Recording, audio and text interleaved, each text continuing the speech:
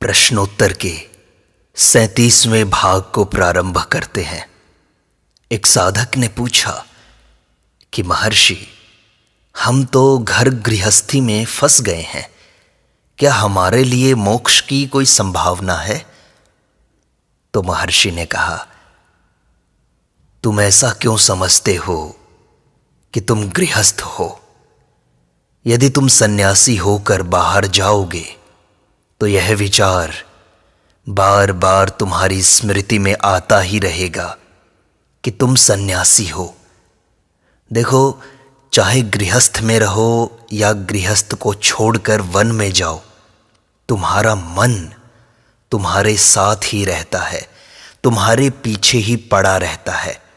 अहम भाव, अहंकार ही तुम्हारे सारे विचारों का मूल है। यही अहंकार देह तथा मन तथा संसार की सृष्टि कर तुम्हें गृहस्थ होने का भान करवाता है। यदि तुम संसार से विरक्त हो जाओ तो गृहस्थ के स्थान पर सन्यासी का संकल्प उत्पन्न हो जाएगा तथा परिवार के स्थान पर वन, जंगल, एकांत का वातावरण उत्पन्न हो जाएगा। पर मानसिक बाधाएं सदैव ही जैसी की तैसी बनी रहेंगी। नए वातावरण में तो वे बढ़ भी जाती हैं। वातावरण का परिवर्तन सहायक नहीं होता, बाधा तुम्हारे मन की है। इसे जीतना होगा, इसे वश में करना होगा, नियंत्रित करना होगा। फिर चाहे घर में रहो या जंगल में, फर्क नहीं पड़ता। यदि तुम इसे जंगल में जीत सकते हो तो घर में क्यों नहीं कर सकते यह काम? इसलिए वातावरण को क्यों बदलते हो? तुम किसी भी वातावरण में हो, तुम इसी क्षण से प्रयास कर सकते हो। वातावरण तुम्हारी इच्छानुसार तुम्हारा परित्याग नहीं करेगा। मुझे देखो, मैंने घर छोड़ दिया। अपने आप को देखो, तुम घर का वातावरण छोड़कर यहां आए हो। यहां तुम क्या देखते हो? तुम्हारे घर के वातावरण से क्या यहां कुछ भिन्न है? कोई व्यक्ति वर्षों तक निर्विकल्प समाधि में लीन होने के बाद भी जब उससे बाहर आता है तो वह अपने को उस वातावरण में पाएगा जो कि उसे मिलना अनिवार्य है, उसके प्रारब्ध में लिखा है। इसी कारण आचार्य शंकर ने अपनी सर्वोत्तम कृति विवेक चूड़ामणि में निर्विकल्प समाधि की अपेक्षा सहज समाधि को प्राथमिकता दी है। मनुष्य को प्रत्येक वातावरण में रहकर सहज समाधि अथवा अपनी मूल अवस्था में रहना चाहिए। चाहे तुम गृहस्थ रहो या सन्यासी, मन का संयम आवश्यक है। इसके लिए तुम प्राणायाम, मिताहार, ध्यान, सत्संग, स्वाध्याय, इन सब साधनों की सहायता ले सकते हो। प्राणायाम उसके लिए है जो मन पर नियंत्रण रखने में असमर्थ है। प्राणायाम जैसा निश्चयात्मक अन्य मार्ग नहीं है। या फिर साधु का संग, सत्संग। यदि साधु का संग उपलब्ध न हो तो बुद्धिमान मनुष्य को बाह्य प्राणायाम का अभ्यास करना आवश्यक है। यदि वह साधु के सानिध्य में है तो साधु आवश्यक शक्ति प्रदान करता है, चाहे वह दूसरों की दृष्टि में दिखाई न दे। हठयोग में वर्णित प्रक्रिया अनुसार ही प्राणायाम हो, यह आवश्यक नहीं है। यदि साधक जप, ध्यान, भक्ति आदि में लगा हो तो थोड़ी मात्रा में किया प्राणायाम भी मन पर विजय प्राप्त करने के लिए पर्याप्त होगा। श्वास रूपी अश्व पर मन रूपी सवार है। प्राणायाम उस घोड़े को नियंत्रित करता है। इस नियंत्रण से सवार पर भी नियंत्रण हो जाता है। प्राणायाम अल्प मात्रा में भी किया जा सकता है। श्वास के प्रति सतर्क रहना भी इसका एक प्रकार है।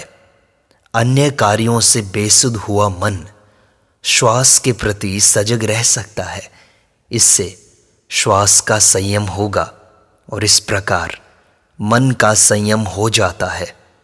यदि यह न कर सको तो रेचक पूरक न किए जाएं।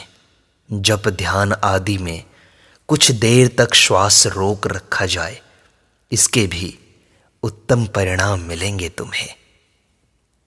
महर्षि, क्या ये गृहस्थ और सांसारिक कार्य आत्म साक्षात्कार में बाधक हैं? नहीं, ज्ञानी की दृष्टि में केवल आत्मा ही एकमात्र सत्य है। कर्म तो आभास मात्र है, वे आत्मा को प्रभावित नहीं करते। ज्ञानी कार्य करते हुए भी स्वयं को कर्ता नहीं मानता।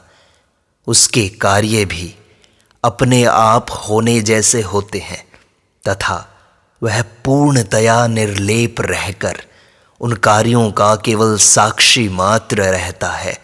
उसमें कर्तृत्व नहीं रहता। वह स्वयं को कार्यों का कर्ता नहीं मानता। इस प्रकार के कार्य का कोई लक्ष्य नहीं होता।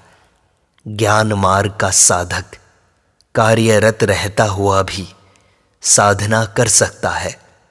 प्रारंभिक अवस्था में साधक को कुछ कठिनाई हो सकती है, किंतु कुछ अभ्यास के बाद शीघ्र ही इसका प्रभाव होगा। फिर कर्मों से उसके ध्यान में कोई बाधा नहीं होगी।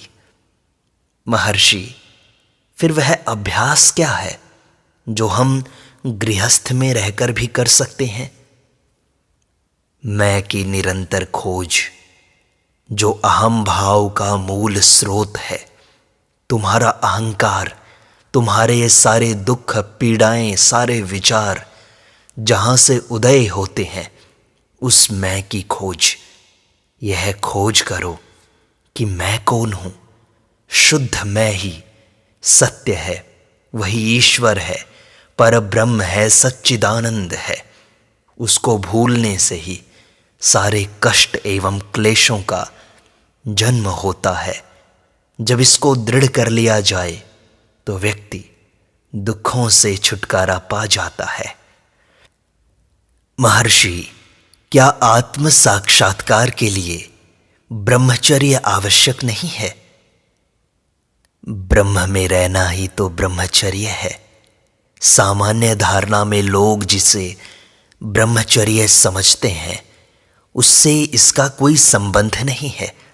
वास्तविक ब्रह्मचारी अथवा ब्रह्म में ही स्थित रहने वाला तो ब्रह्म में ही सर्वानंद की प्राप्ति कर लेता है। वह ब्रह्म आत्मा से भिन्न नहीं है। फिर आनंद के अन्य स्रोतों की खोज क्यों करते हो? वास्तव में आत्मा से बाहर होना ही ब्रह्मचर्य नष्ट करना है और आत्मा में स्थित रहना ही ब्रह्मचर्य है। और आत्मा से बाहर हो जाना ही तुम्हारे सारे क्लेशों का मूल है। तो क्या महर्षि, सामान्य ब्रह्मचर्य पालन योग के लिए आवश्यक है? हाँ, यह ठीक है। साक्षात्कार के अनेक साधनों में सामान्य ब्रह्मचर्य भी एक साधन है। वासना को नियंत्रित करना भी एक साधन है।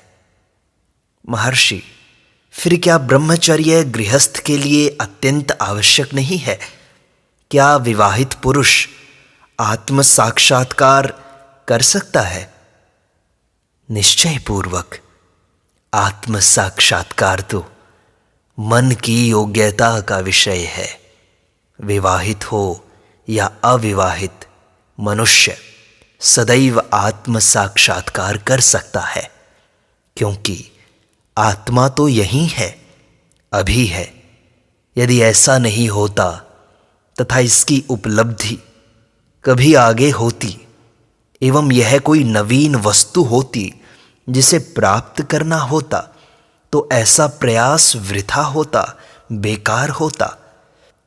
क्योंकि जो सदैव नहीं है, स्वाभाविक नहीं है, नित्य नहीं है, वह तुम्हारे पास सदा के लिए नहीं रह सकता। फिर मैं यह कहता हूँ, आत्मा यहाँ है, अभी है और केवल उसी की सत्ता है। इसलिए फर्क नहीं पड़ता कि तुम गृहस्थ हो या सन्यासी।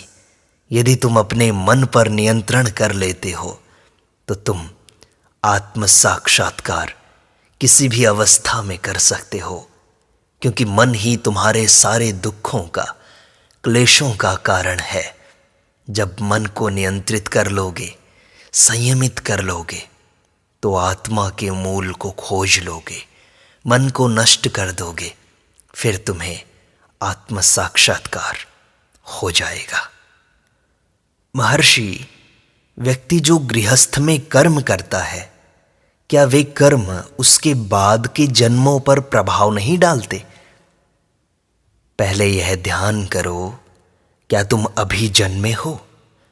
तुम दूसरे जन्मों की चिंता क्यों करते हो?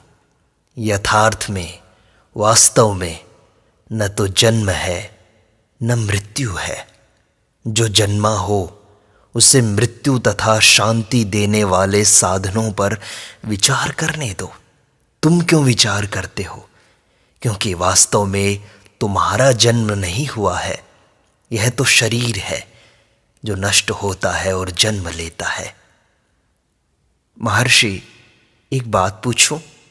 क्या आपको आत्म साक्षात्कार हुआ है और उसमें कितना समय लगा है?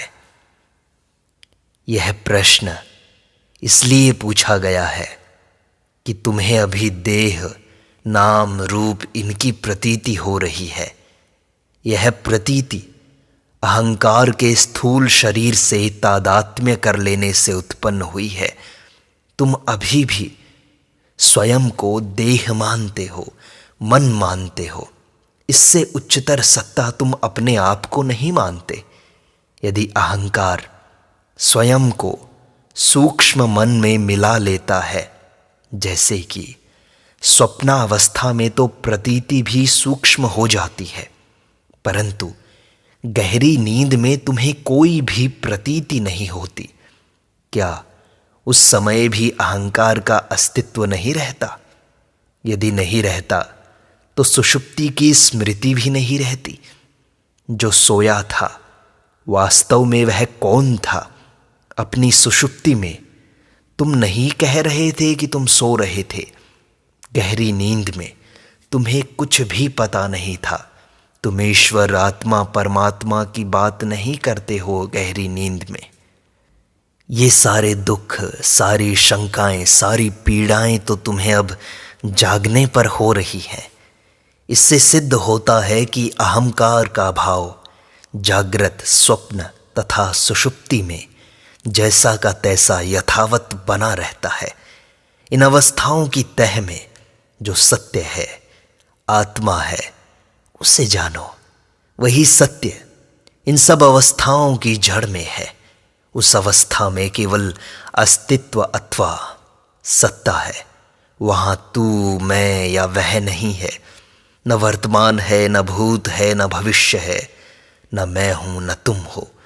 वह देश अथवा काल से परे है तथा अनिर्वचनीय है। वह तो सदैव है।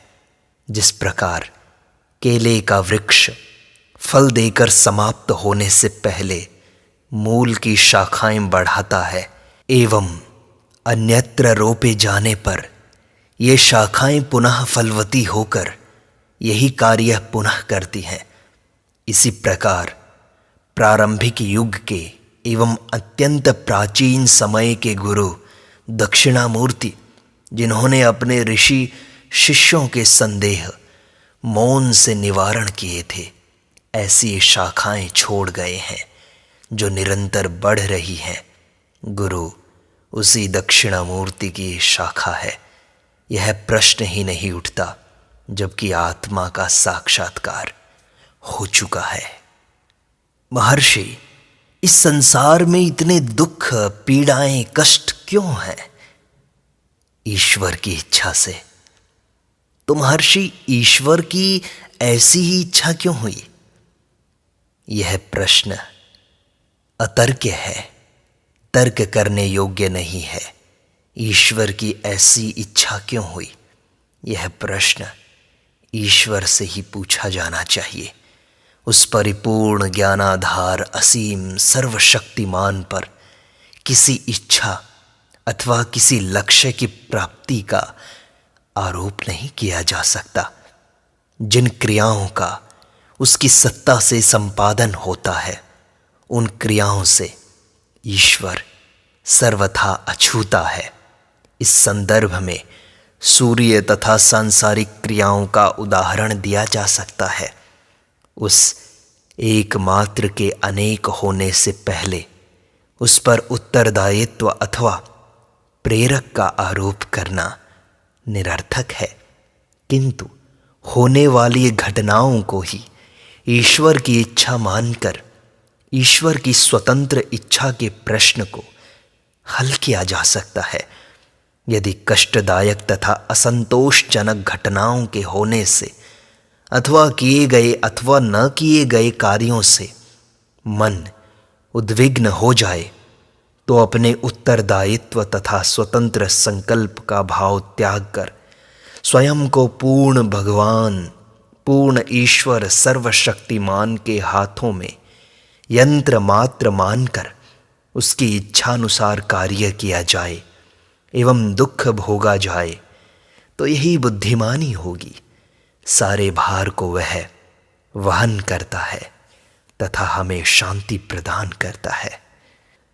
महर्षि, क्या मुझे अपनी पत्नी तथा परिवार को नहीं त्यागना चाहिए? वे तुम्हें कैसे हानि पहुंचाते हैं? सर्वप्रथम तुम यह तो जान लो कि वास्तव में तुम कौन हो। तो क्या पत्नी, धन, गृह का त्याग नहीं करना चाहिए? पहले यह जान लो कि संसार क्या है। क्या ये वस्तुएं ही संसार हैं?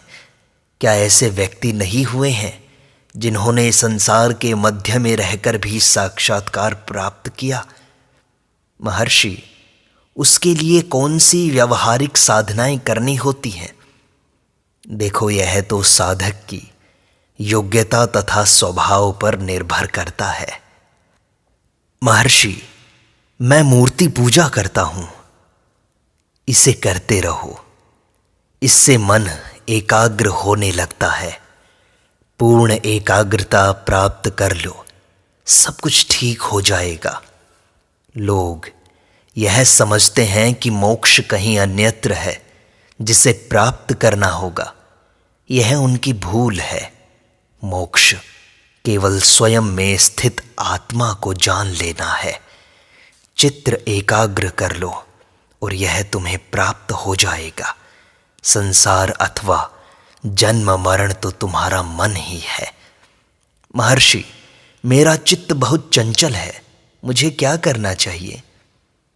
किसी भी एक वस्तु पर एकाग्र हो जाओ, उस पर डटे रहने का प्रयास करो, सब कुछ ठीक हो जाएगा। महर्षि, मुझे एकाग्र होना कठिन लगता है। अभ्यास करते रहो, तदुपरांत एकाग्रता उसी प्रकार स्वाभाविक हो जाएगी जिस प्रकार की श्वास लेना। तब वही एकाग्रता तुम्हारी सफलता का मुकुट होगा। प्रयास करते रहो, अपने आप में डूबते रहो, आत्मा में स्थित होते रहो। तुम गृहस्थ हो या सन्यासी, फर्क नहीं पड़ता। आत्मा सदैव है, यही है।